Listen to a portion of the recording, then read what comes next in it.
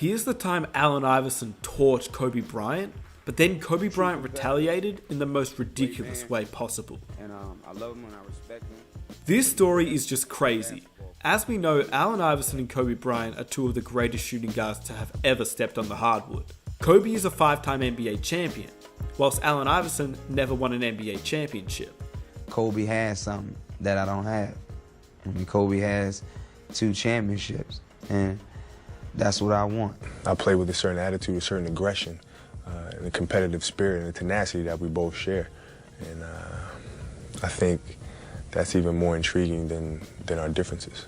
So right now, you can't even talk about me in the same sentence with Kobe because of just that. There's been many debates about if Allen Iverson was paired up with a player like Shaquille O'Neal, how many he would have won, and maybe if he had a sidekick, that he'd be ranked up higher on some people's all-time list. But you can't go back and change the past. What we can do is relive the past. And Kobe Bryant once relayed a story about the time Allen Iverson torched him in 1999. Kobe Bryant got his revenge just 1 year later, and the rest is history. Here's the entire story. I combine interviews together with videos, highlights and clips to conduct a story that all flows together for you to enjoy. You guys seem to love these videos, so I'd appreciate if you guys could leave a like on this video to show your support. It literally takes 2 seconds of your time and it would really help my channel out. If you're new around here and you enjoy these types of videos, feel free to subscribe. And lastly, a channel dedicated to Kobe Bryant is a channel called Rahul Presents Kobe. He made a similar video, which I included clips from his video, where he read out passages from a Kobe Bryant article called Obsession is Natural. I'm going to use his voice as the commentary for Kobe Bryant's article, because I saw how dedicated of a fan he truly was to the Black Mamba. But full credit goes to him, and be sure to check out his channel. With that said, I hope you're all feeling safe, and let's get started. I had a bet with my cousin how many times he's gonna hit the floor tonight. That was only one. That's the first time. That's it. I got 3. I got 3. The story begins during the 1996-1997 NBA season, Kobe Bryant and Allen Iverson's rookie year. Obviously, Kobe Bryant was entering a Los Angeles Lakers team with Shaquille O'Neal and an already made team. Allen Iverson was heading to the 76ers, a team that basically was built around no one, except him, the answer. It was basically a team to just build around Allen Iverson and let him do whatever he wanted to do on the court, and he took full advantage of it. Kobe Bryant started off his piece, Obsession is Natural, by saying, in a game on November 12, 1996, Kobe Bryant's rookie year, he saw Allen Iverson drop 35 points on the New York Knicks in a win at the Garden. Kobe, on the other hand, was sitting on the bench that very same night, watching his team face the Houston Rockets. Kobe had played a total of 5 minutes and scored just 2 points, and whilst he played behind veteran guards like Byron Scott, Eddie Jones, Robert Horry and Cedric Ceballos, this ate at Kobe, the fact that he was watching other rookies go out there and showcase their talents whilst he was sitting on the bench. He said, "When I checked into my hotel room later that night and saw the 35 on SportsCenter, I lost it. I flipped the table, threw the chairs, broke the TV. I thought I had been working hard. 5 minutes, 2 points, I needed to work harder. I did." Fast forward 3 years later, Kobe Bryant was starting to emerge. He wasn't that rookie with potential coming off the bench anymore. He was starting to find his role in the Lakers offense. He wasn't lying when he said he had to improve. And his quote was, "I did." And he sure did that. He was averaging 20 points on the year, a 5-point increase from the previous season, as the new Los Angeles Lakers starting shooting guard. He was finally getting the minutes that he deserved after putting in the hard work. The Lakers and 76ers only played once that season, but Kobe was eager to show his nemesis what he could do on the court, now that the Lakers were giving him more minutes, and he was the starting shooting guard for the most storied franchise the league had ever seen. He was also playing alongside Shaquille O'Neal, the most dominant center in the NBA.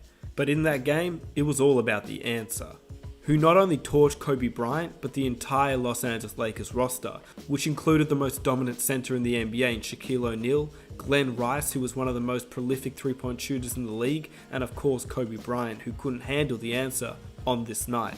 The Philadelphia 76ers won that game 105-90, and with Kobe Bryant playing 40 minutes that game, he wanted to show the answer what he was about. Instead, Allen Iverson dominated him. Kobe went on to say, Philly put up 105 points to win by 15 behind Allen Iverson, who dropped 41, 5, and 10 with 2 steals, almost matching Kobe and Shaq's combined total of 46. Kobe had better than his season average with 23 points on 9 out of 16, and Shaq put up 23 of his own, but Kobe and Shaq had 5 turnovers apiece. This fueled Kobe once again. Not only was the answer coming into the league and dominating the league straight away, getting more minutes than Kobe, killing teams unlike Kobe, he was winning accolades, scoring titles, and leading his team. Kobe Bryant, on the other hand, was playing as the second option. But unlike Allen Iverson and Kobe Bryant in their rookie years, Kobe Bryant had the opportunity in this game. He played 40 minutes, and he still couldn't control the answer on this night. And this fueled Kobe to become one of the greatest shooting guards of all time. With Allen Iverson dropping 41 points on his head, getting the win by 15, and outplaying Kobe Bryant on this night, this particular night on March 19th, 1999, Allen Iverson changed Kobe Bryant and turned him into the Black Mamba. Kobe Bryant was already obsessed about the game of basketball, but this particular night made him obsessive about Allen Iverson. And that's what the article is about. Working harder wasn't enough. I had to study this guy maniacally. I obsessively read every article and book I could find about AI. I obsessively watched every game he had played, going back to the IUPU All-American game.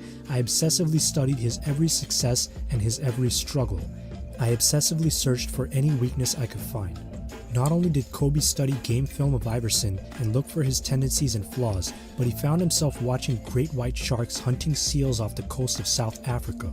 Kobe recognized that there was something to learn from the way the sharks would use patience, timing, and angles to continuously catch their prey by surprise. Kobe explained how he studied great white sharks to figure out how to stop Allen Iverson. I'm serious, you should read it. So, as you can imagine, the next game it was on. Allen Iverson vs Kobe Bryant. There was no way that Kobe was going to allow Allen Iverson to have the same performance of last game. He had studied Allen Iverson. He read every book, everything he could find about Allen Iverson to stop him. He even watched great white sharks hunting seals off the coast of South Africa. And now he was able to face the man that had killed him just a season earlier. But at this stage, Allen Iverson had 16 points heading into the second half. He was on his way to 32 points. And the Philadelphia 76ers and the Los Angeles Lakers were tied, 38 at the half. On February 20th, 2000, Phil Jackson put Kobe Bryant on Allen Iverson after Iverson dropped 16 in the first half. This is what happened next. The Los Angeles Lakers this season had a new head coach, Phil Jackson, who was the mastermind. He had coached the greatest shooting guard in NBA history. He knew what it took, and he knew that putting Kobe Bryant on Allen Iverson would fuel him. And with Allen Iverson dominating Kobe in the first matchup, this was payback time. After Kobe switched onto Iverson, he never scored again. AI went 0 for 10 in the second half, finishing the game 7 for 25 for 16 points, 8 assists, and 5 turnovers. Kobe Bryant finished the game with 18 points, 7 assists, and 5 blocks, with the Los Angeles Lakers getting the win by 3 points and Allen Iverson being shut out the game in the second half. Kobe was happy about this game and the win, but he was still mad about Allen Iverson dominating him in the first matchup. Iverson had 16 points in the half, and then Kobe guarded in the second half, and Iverson finished with 16. He said, "I swore from that point on to approach every matchup as a matter of life and death. No one was going to have that kind of control over my focus ever again." And no one ever did. Kobe Bryant became one of the most elite defenders in the NBA, which still sometimes goes unrecognized, and it was very rare that a player got the best of Kobe Bryant. Throughout the next few seasons, Kobe Bryant and Allen Iverson had some heated battles. They met up in the NBA Finals in 2001, with the Los Angeles Lakers winning it all. Many years later, once Iverson was retired, he said he considered Kobe to be in his Mount Rushmore, and during his Hall of Fame speech, he thanked Kobe for always bringing the greatest out of him when they matched up head to head. Kobe,